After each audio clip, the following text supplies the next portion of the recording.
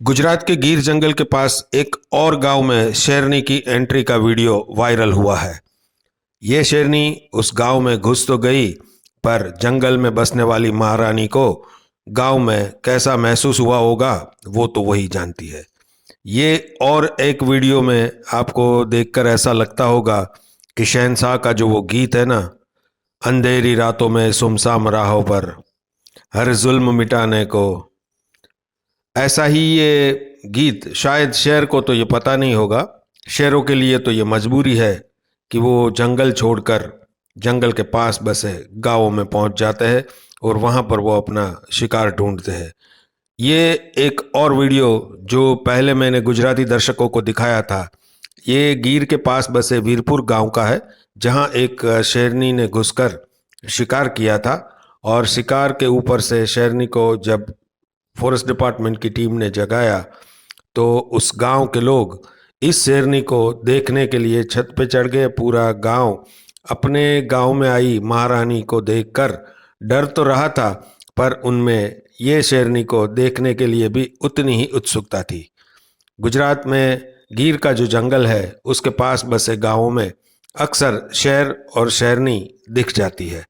मैं आपको बताऊं कि ऐसे एक दो गांव नहीं है, ऐसे सैकड़ों गांव हैं जहां पर जंगल के जो राजा है, जंगल की जो रानी है, वो बार बार दिखाई देती है। वो मनुष्यों के बहुत करीब पहुंच जाती है। गुजरात में काफ़ी लोगों के लिए ये रोमांच का विषय जरूर है, पर इनको इतना आश्चर्य नहीं होता है, क्योंकि जो शहर का कॉरिडोर है वो 22,000 चौरस किलोमीटर तक बढ़ गया है। और शहर गिर नेशनल पार्क को छोड़कर गुजरात के 4 डिस्ट्रिक्ट में घूम रहे हैं। अपना पुराना जो साम्राज्य था उनकी ओर आगे बढ़ रहे हैं शहर।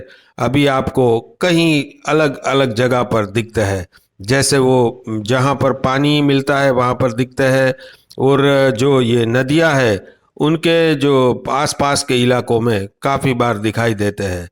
यहाँ से गुजरते जो रास्ते हैं उस रास्ते पे तो अक्सर शेर दिख जाते हैं और लोग इनके बहुत नज़दीक भी जाते हैं। पर शेरों का ये स्वभाव है कि ये मनुष्य के ऊपर अटैक नहीं करते हैं जब तक वो मनुष्य को देखे कि अपनी मर्यादा में है। गुजरात में गिर के आसपास बसे लोगों ने ये मान लिया है कि इनका जो जीवन है उनका एक इंटीग्रल पार्ट शेर शेरनी है। तो वो लोग भी शेरों के बहुत करीब रहते हैं, उनको डिस्टर्ब नहीं करते हैं। और ये वीडियो जो मैंने पहले भी दिखाया था कि एक खेतर में जैसे 2 शेरनी के सामने एक फार्मर खड़ा है और वो कितनी शांति से बिना डरे वहाँ खड़ा है। तो गुजरात में देखो, ये जूनागढ़ है जहाँ पर शेर आ गए हैं और बार बार जूनागढ़ के आसपास तो शेर दिखते हैं। शेर परिवार के साथ रहते हैं और ग्रुप में वो जब कॉरिडोर जो अपना है वहाँ से निकलते हैं तो उनको पता नहीं होता कि ये जूनागढ़ है या तो ये आलीदर है। हमारा फर्ज बनता है कि शेर अपने जो भी कॉरिडोर से जहाँ से भी गुजरे तो हम उनको सेफ पैसेज दे, उनको नए नए जो रास्ते हैं उससे जो वो गुजर रहे हैं वहाँ से उनको उतनी सेफ्टी दे कि वो आगे बढ़ सके। और हाँ, ये जो शेर है वो शिकारी प्राणी है। फॉरेस्ट डिपार्टमेंट का भी ये फर्ज बनता है कि ये जो शेर और वन्य जो प्राणी है वो लोगों के ऊपर अटैक ना करे। इनके लिए जो भी व्यवस्था इनको करनी चाहिए वो करनी चाहिए, क्योंकि अगर मनुष्य और वाइल्ड एनिमल्स के बीच ज़्यादा से ज़्यादा स्ट्रगल होगा तो गिर हो या कोई भी फॉरेस्ट हो, वाइल्ड लाइफ जो है उनका जतन अच्छी तरह से नहीं हो सकता।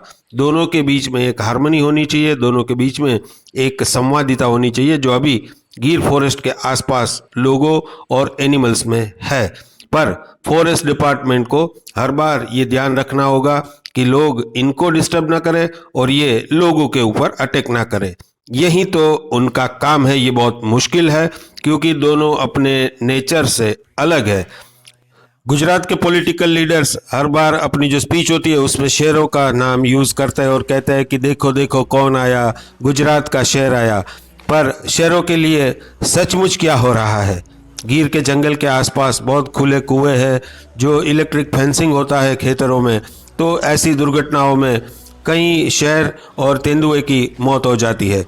हमें ये सब रोकना होगा।